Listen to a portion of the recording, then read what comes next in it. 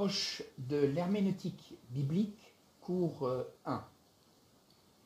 Je voudrais que tout d'abord, en commençant ce cours, nous fassions un petit préambule, parce que la parole de Dieu nous oblige à être honnêtes avec le texte, mais aussi à être honnêtes vis-à-vis de nous-mêmes. Quand je vous fais un cours, je ne le sors pas directement de mon cerveau, il vient d'autres cours que j'ai pu avoir avec certains professeurs en leur temps, quand j'étais à l'école biblique. Et je voudrais remercier donc tous mes professeurs, mes pasteurs qui m'ont donné donc de bonnes règles d'herméneutique. Et vous inquiétez pas, on expliquera le mot et surtout la soif d'aller de l'avant. Donc je voudrais remercier Christian Blanc, je voudrais remercier Bernard Asquette, je voudrais remercier aussi André Fabre, et puis bien d'autres, bien sûr, parce que je ne vais pas tous les citer là. On avait 24 professeurs à l'école biblique, d'où tout l'intérêt justement d'aller dans cette école. Et je voudrais aussi dire merci à tous les chrétiens des églises dans lesquelles je suis passé et qui m'ont appris l'humilité aussi face au texte biblique. Vous savez, parfois on croit savoir et puis la question vient et on ne sait plus. Donc ça nous oblige justement à beaucoup d'humilité. On est tous tributaires de ceux qui nous ont précédés et la Bible a eu des interprètes au cours des siècles depuis son écriture. Nous sommes tous quelque part des interprètes et ça, n'oublions jamais que ce texte est la parole de Dieu. Et ce n'est pas n'importe quel texte d'un livre populaire quelconque ou profane. La parole de Dieu, c'est la parole du respect. D'abord parce que Dieu nous respecte, donc nous devons le respecter. Et il y a un respect dû à ce livre qui est la parole de Dieu. Je mets un grand P majuscule. Elle vient de Dieu. Elle nous oblige à une grande honnêteté intellectuelle et ne pas nous laisser divertir par nos pensées et par nos envies. On ne doit pas se servir du texte, mais on doit servir le texte. Et ce n'est pas tout à fait la même chose.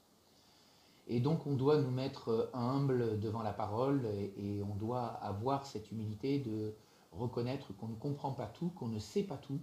Il n'y a que Dieu qui sait et nous un jour peut-être, avec le temps, nous comprendrons un peu plus et c'est le but de ce cours.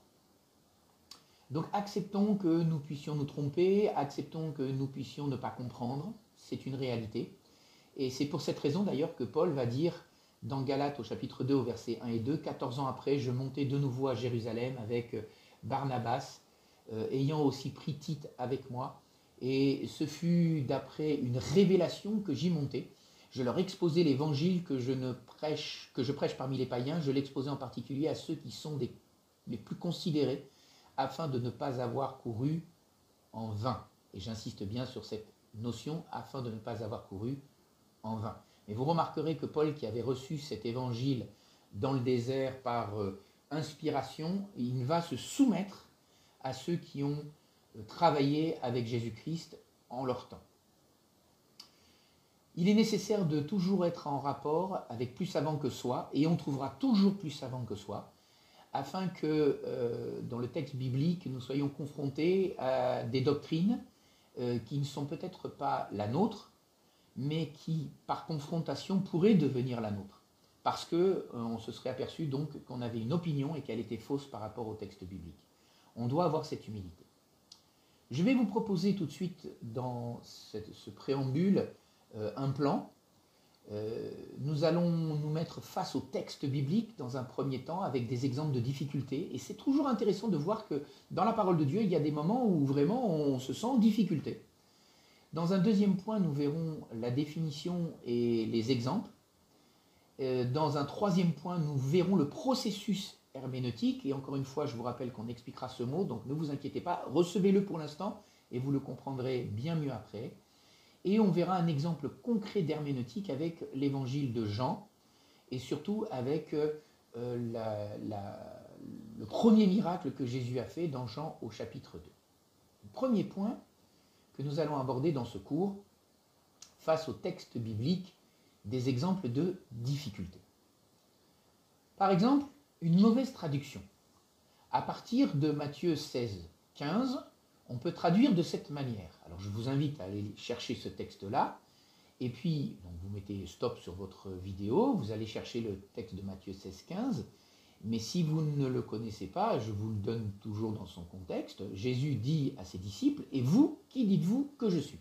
Imaginez si Pierre avait répondu, non pas tu es le Christ, le Fils du Dieu vivant, mais avait répondu, tu es la manifestation eschatologique du fondement de notre être, la rédaction finale d'un automorphisme démythologisé, la révélation théologique de ce qui est essentiellement autre, le kérigme immanent de ce que nous trouvons être la signification ultime dans notre révélation personnelle. Et là, Jésus aurait dit, hein?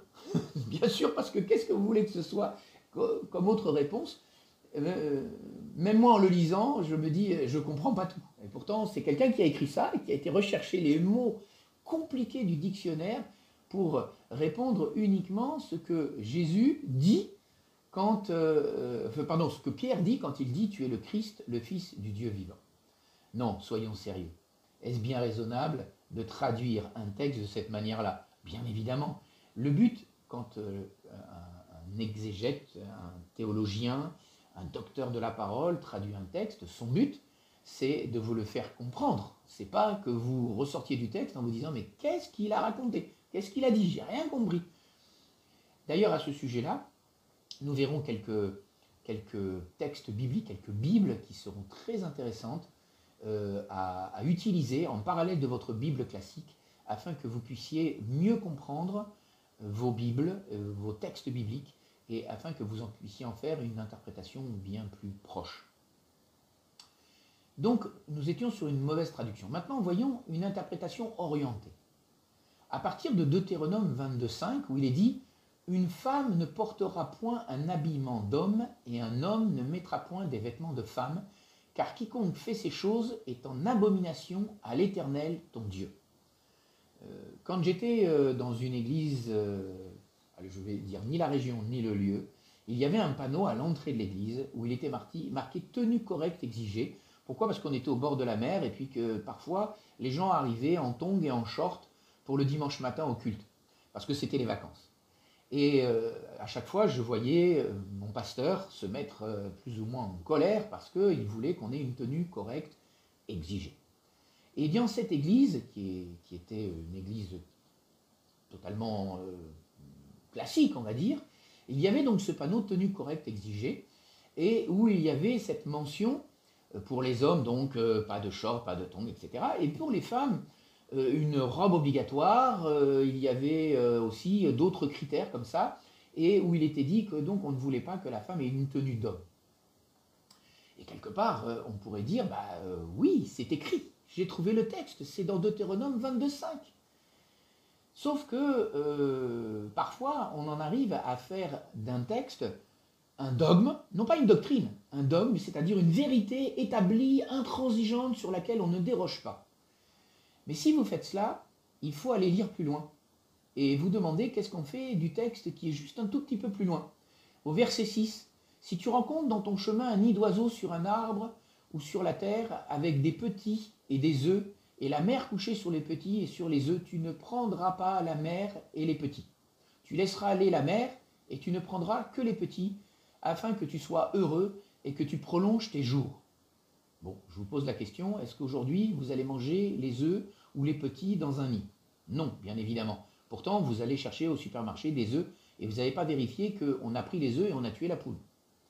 Si tu bâtis une maison neuve, dit le verset 8, tu feras une balustrade autour de ton toit, afin de ne pas mettre du sang sur ta maison, dans le cas où il en tomberait quelqu'un.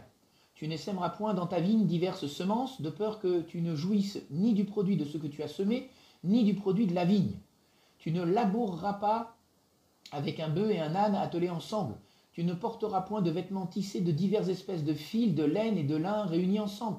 Tu mettras des franges aux quatre coins du vêtement dont tu te couvriras. Alors je pose une question. Si vous êtes rigide avec le texte du verset 5, que faites-vous du verset 7, du verset 8, du verset 9, du verset 10, du verset 11 et du verset 12? Eh bien, la réponse est, j'en fais rien.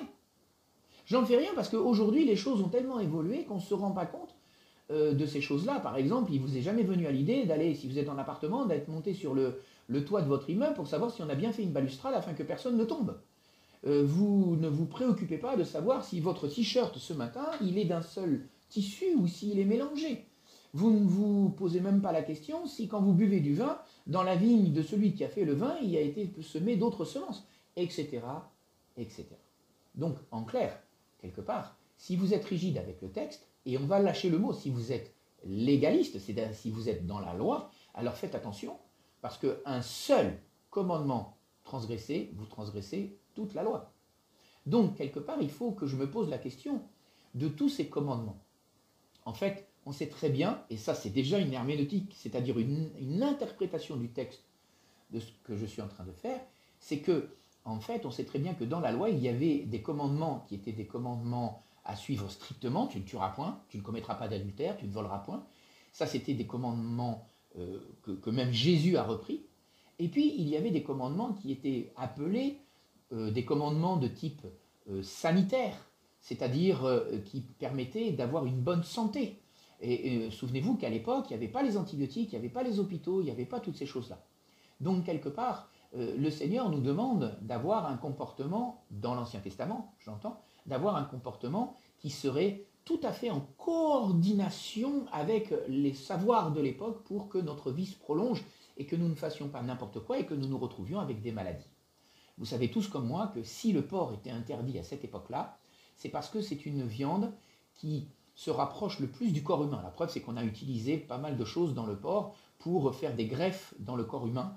Par exemple, on utilisait l'insuline de porc, etc. pendant de longues années. En fait, on sait que la viande de porc se rapproche énormément de la chair humaine. Et si Dieu nous demande de ne pas faire ces choses-là, c'est parce qu'on sait aussi, et aujourd'hui on le sait de manière sanitaire, et c'est pour ça que l'on fait des salaisons au niveau des abattoirs de porc, c'est parce que la viande de porc peut véhiculer des choses très graves pour l'homme. Et donc, par voie de conséquence, cette viande-là était formellement interdite. Vous comprenez que les conditions sanitaires de l'époque, il n'y avait pas de frigo, il n'y avait pas les salaisons qu'on connaît aujourd'hui, on ne connaissait pas toutes ces choses-là, et donc, par voie de conséquence, c'était interdit. Après, s'il y a des lois sanitaires, il y a aussi des lois, on va dire, sociologiques, sur comment il faut agir, comment il faut faire. Et tout ça, en fait, ce sont des lois sur lesquelles, aujourd'hui, on ne se pose plus de questions parce que Jésus est passé par là et nous sommes dans le Nouveau Testament. Et vous voyez donc qu'une question va se poser directement dans notre manière d'interpréter les textes, c'est où nous en sommes dans la parole de Dieu. Je continue, si nous étions dans une interprétation orientée, parce que j'ai voulu prendre un texte, le sortir de son contexte et en faire un prétexte, alors il va falloir aussi que maintenant je vois à faire attention aux interprétations dangereuses.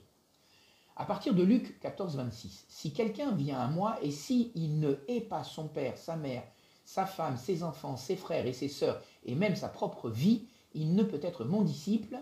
Et là, je pose la question, qu'est-ce qui vous fait réagir dans ce texte? Le fait que ce soit d'abord un Jésus qui l'ait dit, et qu'il ait dit de haïr sa propre famille.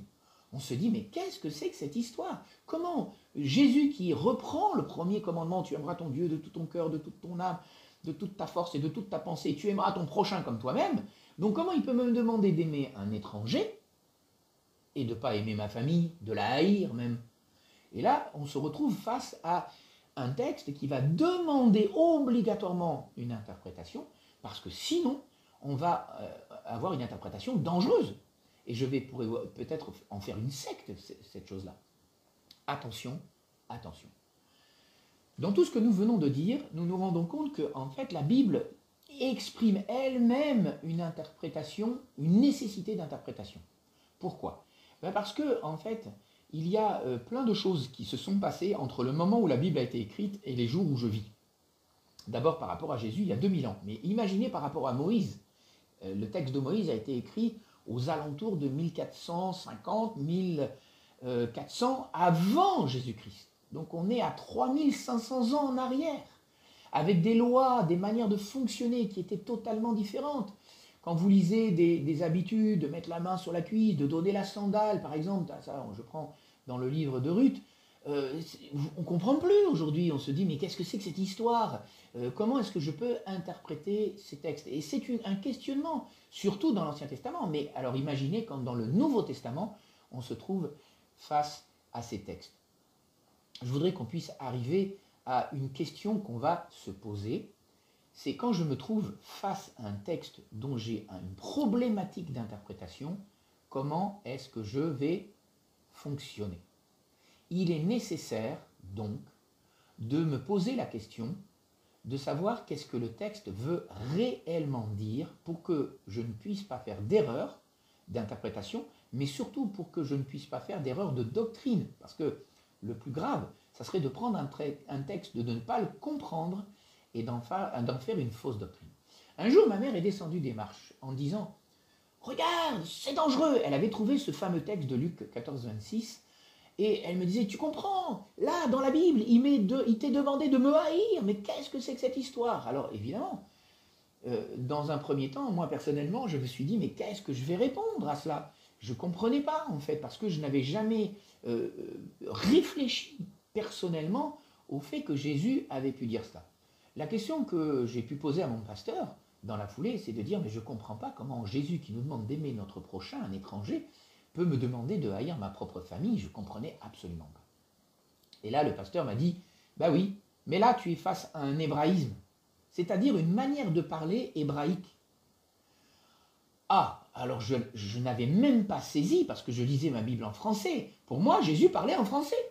Pour moi, le texte était écrit en français, donc ça voulait dire que Jésus avait parlé en français. J'avais bien entendu une ou deux fois que peut-être Jésus avait parlé en hébreu, ou peut-être que Jésus avait parlé dans une autre langue, en araméen en l'occurrence. Mais après, ça avait été traduit en grec, et donc du coup, le grec, on connaît, les Grecs, ils sont à côté de chez nous, ils sont en Europe. Donc je me suis dit, c'est pas grave. Et puis, j'ai compris, en faisant des langues étrangères, que par exemple, nous n'avons pas du tout la même manière de nous exprimer face à certaines situations. Par exemple, quand vous êtes en Angleterre et que vous avez une pluie torrentielle, d'ailleurs ça c'est déjà une expression française, eux ils disent en anglais it rains cats and dogs, c'est-à-dire il pleut des chiens et des chats. Et nous on dit il pleut des cordes. Où sont les chiens et les chats quand il pleut à torrent? Où sont les cordes quand il pleut à torrent? Ce sont ce que l'on appelle des expressions idiomatiques. Et dans la Bible, vous avez plein d'expressions idiomatiques en hébreu que l'on a du mal à traduire en français. Par exemple, quand il est parlé de la colère dans le livre des Proverbes, il est parlé d'avoir le nez long. Alors, si vous êtes un traducteur de la parole de Dieu, et si vous traduisez mot à mot, vous n'allez pas comprendre. Quand tu as le nez long, ne fais pas ci, ne fais pas ça, ou celui qui a le nez long, il fait ci, il fait ça. On se dit, mais le nez long, mais quelle est cette affaire ici? En fait, nous, on a une expression, on dit la moutarde me monte au nez.